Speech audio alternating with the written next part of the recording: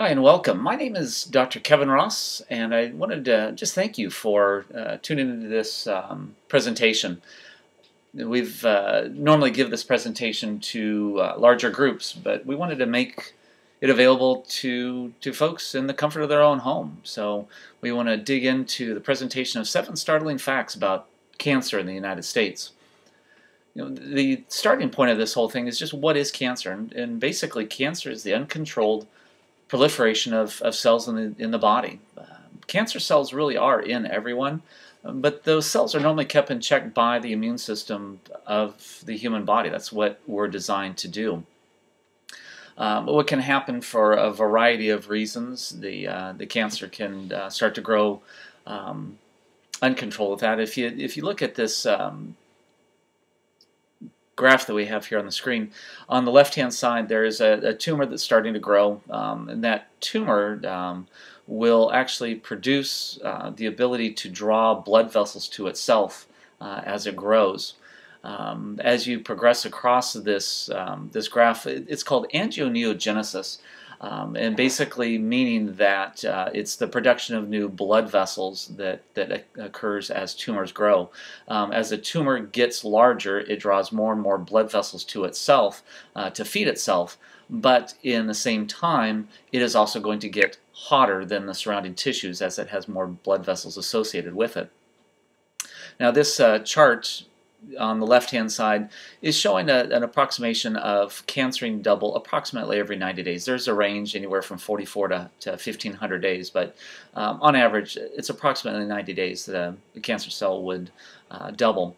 And as you progress down this chart, you see that the cells grow from 256 to 4,000 and on and on.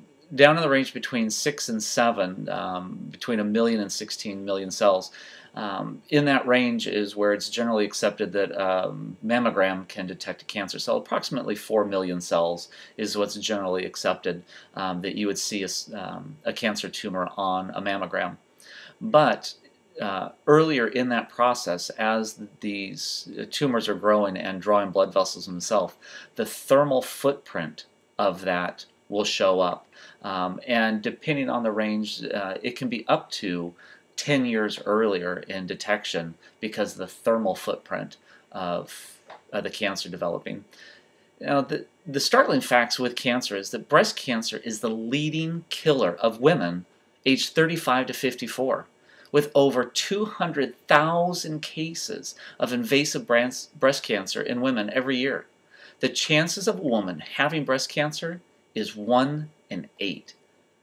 And with that knowledge, there is over 1 million cases of undetected breast cancer right now. There's 47,000 women who die under the age of 50 due to breast cancer. 10% of all cancers affect women under the age of 40. And there's $15 billion, with a B, $15 billion spent on breast cancer research every year. The problem with the current conventional detection mechanisms with cancer is it's a very much an anatomical approach. They're looking for a lump, a bump, a tumor, and they're using MRI or an ultrasound or X-ray or a mammogram to look for this lump. And in that mode, either you have cancer on the right or you don't. You're okay. There is no in between, but that's with an anatomical approach. With breast thermography, it is detecting a physiology of the breast, not just the anatomy. And that's why they say that you can detect cancer up to 10 years earlier, because you're looking for the thermal footprint of the physiology of that tumor, not just waiting for the size of the cancer tumor to get large enough to feel. And the amazing thing with thermography, there's absolutely no radiation, and it's completely safe at any age. You also understand that with the current technology with mammography, it took up to 25 years for it to be approved as the standard in medical care. But again, it's an anatomical evaluation looking for those structural abnormalities. It has ionizing radiation associated with it, and with the compression, in many women, it's painful. According to the National Institutes of Health, the problem is 80% of biopsies are negative. So they see a tumor, they go in, they cut it out, and there's nothing there. The other thing with the National Institutes of Health is they're indicating that 20% of those negatives are actually false negatives, meaning 20% of those women are then walking around with cancer and not knowing it. The guidelines for mammography are also being challenged.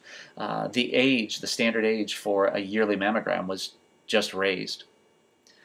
Now, even in the medical profession, they're recognizing that the mammography is not perfect. This report from a patient, they're indicating that a negative report should not delay biopsy if clinically palpable or suspicious mass is present, and 10 to 15% of cancers are not identified on mammography. There's a hole. This is where thermography steps in. Now, this is the very early days of thermography. This is what the FDA cleared for being used as an adjunct therapy to determine or to locate breast cancer. It's a very rudimentary technology. It's basically a mood ring that was pressed against the breast, and then pictures were taken with a Polaroid camera to look for these thermal changes. Well, in the years, technology has definitely changed. There is now thermal imaging cameras, but there's even differences in that technology. On the bottom part of this picture, you see the competitors for the ICI cameras. They use an older technology. If you look at just the quality of the thermal footprints that are on there, it's very pixelated. They're not very specific. The ICI cameras that you see in the pictures above, it's a very smooth picture. The temperature variants are much more clearly defined, and it allows us to pinpoint areas even better than just technology from a few years ago. Now, like I said, initially the Food and Drug Administration has approved thermal imaging as an adjunct diagnostic screening for the detection of breast cancer or other uses. And that was back in originally in 1988. It was reapproved in 1990, and then again in 2001 was the most recent of this. And other journals have published details on thermal imaging, and this one is from the American Journal of Surgery, the effectiveness of non-invasive digital infrared thermal imaging in the detection of breast cancer. Many medical doctors are looking at and trying to promote the use of thermal imaging in the detection of breast cancer. This medical doctor, Christine Northrup, every year encourages women to be switching over and using thermal imaging as an adjunct therapy for looking at breast cancer over mammography. Just recognizing the weaknesses of it. Right now there's 1,500 hospitals in Japan that regularly use thermography as a diagnostic tool. It's also being reconsidered, fortunately, in the United States. In my opinion, probably not fast enough, but there is research being done on the ICI cameras at Harvard Medical School, Johns Hopkins, MD Anderson, UCLA. There's other ones that are looking at it. At current times, there have been over 800 articles that have been published on breast cancer and thermography. They're also using thermography, though, in other modes, and looking at issues such as stroke, the use with skin cancer, which in the desert Southwest is a huge thing that I think should be looked at much more closely. Heart disease, scoliosis screening, diabetic neuropathy. There's just a variety of things that this thermal footprint can point towards. If you're interested in looking at more of the research, on the screen there is a website that you can go to and look at the papers that have been published on thermography and look at more details on that. I want to head into a few case studies here so you can get an idea of the things that we're looking at with thermal imaging. On this picture there's two different modes that a thermal picture is taken. On the bottom is a grayscale picture that shows blood vessels and that type of thing, and then the upper picture is the actual colorization of those to see the thermal variants that are on there. Now, on here, there's a bunch of numbers down at the bottom, zone and minimum and delta and max. Really, what is looked at with these and what's important is what's called the delta T. It's a temperature variant side to side on a similar area.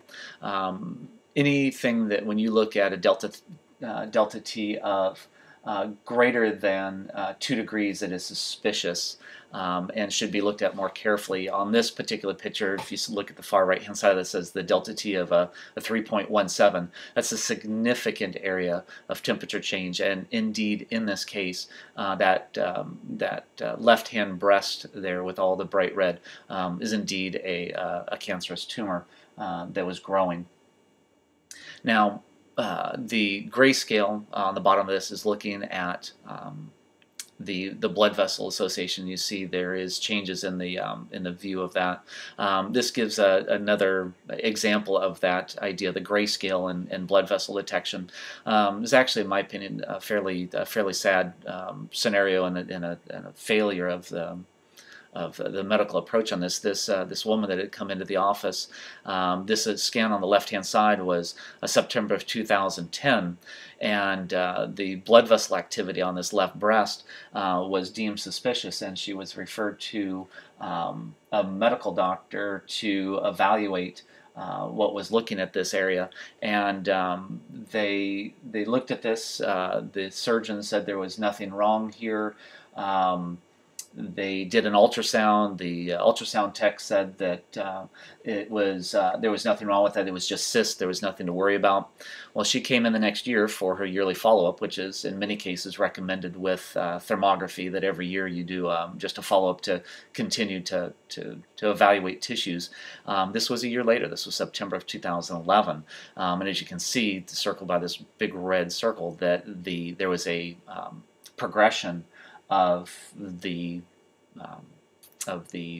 vascularity in this area. Well, as you can see with the thermal imaging up above, this was the thermal footprint. On the bottom left, it turns out at 3.51. Unfortunately, this woman did have breast cancer, and had it progressing for over a year, and quite simply was just missed by the medical profession. There's some additional examples on this. On the left-hand side of your screen, there's a couple points marked number 3 and number 6 on the lower picture.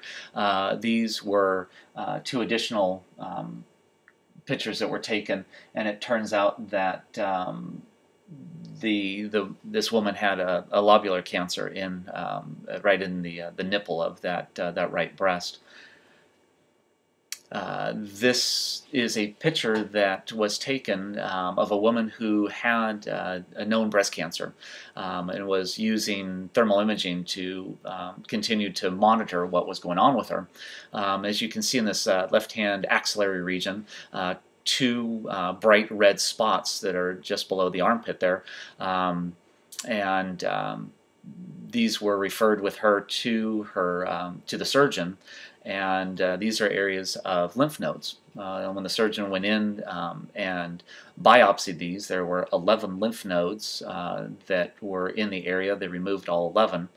2 of the 11 of those lymph nodes turned out to be malignant, and that surgeon was actually incredibly impressed that the technology of this thermal imaging was actually able to detect 2 specific areas of those lymph nodes that was involved.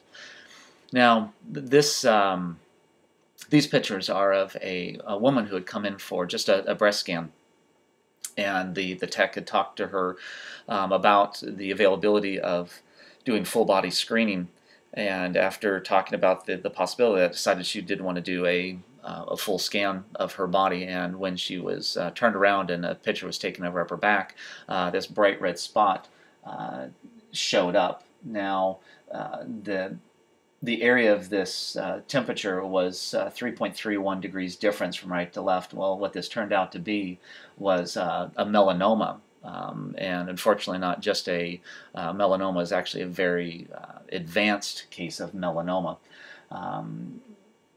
What it really looks like is with this woman, if she would have been having a yearly full body scan with this, temperature variant would have been caught much earlier, and hopefully not having her in such a crisis situation as it turned out to be in her case. Now this picture that you see is a pretty red and angry picture of a squamous cell carcinoma that was due to and was promoted by the radiation treatment of a lymphoma that was on the opposite side. In this case, this patient, after his experience with the treatment of the lymphoma on the other side, decided not to pursue traditional medical treatment for this squamous cell carcinoma, and decided to pursue some natural treatments. And however that person just decides to pursue that is always up to them. But in this case, this gentleman decided to use some natural approaches, but wanted to use thermal imaging to check the progress of the work that he was doing. And so the top picture you see on here was October of 2010, the middle picture was November of 2010, and the bottom was December of 2010. And what you see is just a reduction in the thermal footprint. I can't speak to the effectiveness of his treatment, other than I can tell you that as these months went on, the thermal footprint around that cancer was by all means reducing. This same patient was quite interesting too, because one of the things we noticed when he had come in, he was shaking. He was really acted like he was having a stroke when he came in. He lost his balance, his eyes were fluttering, he really couldn't stand up too easily. His oncologist had actually told him it was probably a side effect to his natural medication that he was taking for the cancer. We sat him down to take a picture, and on his forehead, on this upper right-hand side, you see this very cold spot. Well, a cold spot means that there is a lack of blood flow to an area. Well, as it turns out, that he had the tumor was pressing on the carotid artery that was taking blood to his head, and they were able to show the indication of that restriction of the blood flow to his head with this cold spot on the thermal imaging. This same patient also had a PET scan done of the original cancer on the left-hand side of his neck.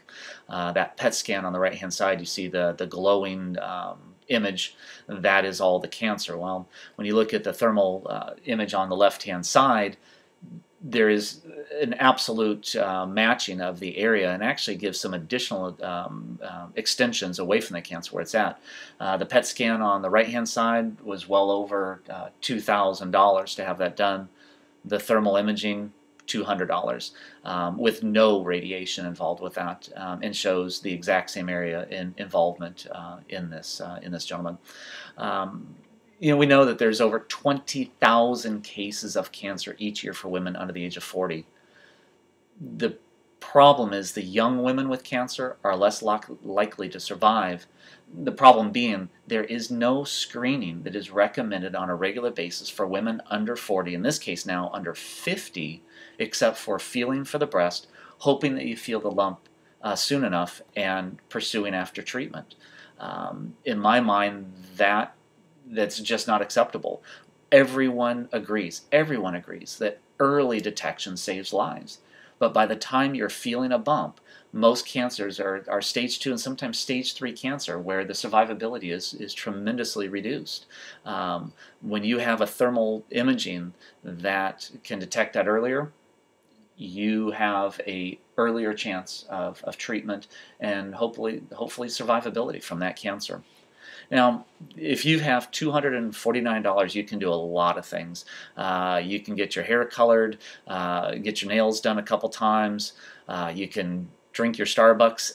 Do you realize that the average New Yorker spends over $1,500 a year on Starbucks? It's amazing. Spend $250, that can be diverted. Put a down payment towards possibly stepping your foot through the door at Disneyland. Spend about 2 minutes at Las Vegas and lose that money, or for $250 you can spend it on early detection of breast cancer. that's really what we're looking at with this, and this entire presentation is hopefully having women realize that this is important, that there is a modality, there's a technology out there that can be used in conjunction with other modalities to give an earlier detection for breast cancer. It's vital. It can save lives. What we're offering today is, if you are signing up for a screening today, that we would give you a reduction in that cost. It would be $175 for exam instead of the recommended $250 for the average thermal exam. The only thing that I can ask you is to please take action on this information. You have at your disposal a technology that can help save lives. The only thing is you have to pursue it, and that would be from my heart to your heart. Take this information, look at it, and set an appointment today for you and any of the women in your life that you love. Get a thermal scan, get that technology started, and hopefully save a life. Thank you so much for listening to this presentation. Have a great day.